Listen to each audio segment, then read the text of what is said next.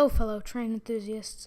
WorldWideRailfanTV here, back with episode number 3 of Retired Amtrak Power, a series where I discuss retired Amtrak locomotives and their impact on the railroad, inspired by Amtrak Guy 365. Today I'll be talking about Amtrak's original P40DCs. Before I begin, if you want to affect what the next featured engine in the next episode is, click the I button in the top right corner and choose what engine you want to see.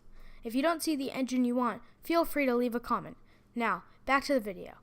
In the early 1990s, Amtrak was looking for a replacement for their EMD F40PHs and EMD F40PHRs.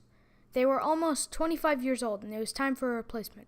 After a few years of planning and building, GE and Amtrak worked together to create the AMD-103. The classification for this engine was Amtrak monocoque diesel, and 103 meant that their top speed was 103 miles per hour. The word monocoque is a French word meaning single shell because the outside of the engine was only one piece up until the late 2000s where they were rebuilt into two parts, the body and the nose.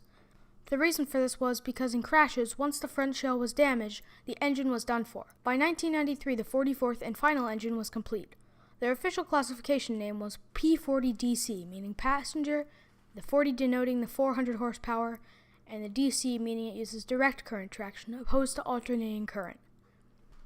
It had a secondary name as well, which was the -8 40BP, which is a more complicated and technical name for it, which was rarely used by railfans, but mostly by General Electric. The P40s had first-generation K5LAs. Here is a sample.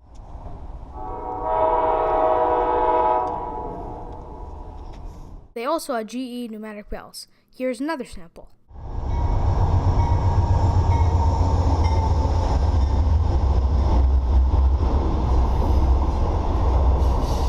In addition to the nice horn and bell, these engines had a nice GE idle sound with the occasional whoop from the air compressor. Here's a sample of that as well.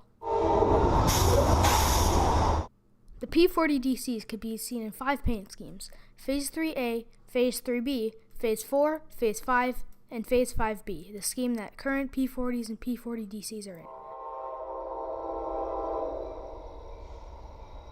Amtrak has one in Phase 3B, number 822, and it has been painted into that scheme for Amtrak's 40th anniversary exhibit train. Number 828 has been retired, but it still sits in Wilmington, Delaware in Phase 4, and all the rest are in Phase 5B. The P40 was proven successful, and it led to the creation of Amtrak's main engine, the P42DC, which is the P40DC with 200 more horsepower and a top speed of 110 miles per hour. These engines were the P40's successor.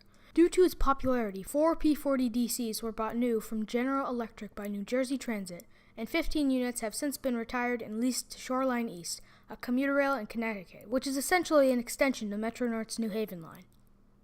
The last 29 of these sat on Amtrak property not in service from 2005 until 2009 when they were all rebuilt into the P40s we know today. And currently, the P40DC is the most common engine seen pulling the auto train. Some are seen on the California Zephyr and Southwest Chief, plus occasionally pulling more eastern long-distance routes like the Crescent, Lakeshore Limited, and Silver Meteor. My personal favorite Amtrak P40DC is number 816 because of its awesome hybrid K5LA. In my opinion, the P40DC is one of the most underappreciated Amtrak engines of all time because without it, we wouldn't have the iconic engine we know as the P42DC. Thanks for watching. Next time I am thinking of talking about Amtrak's X2000 train set.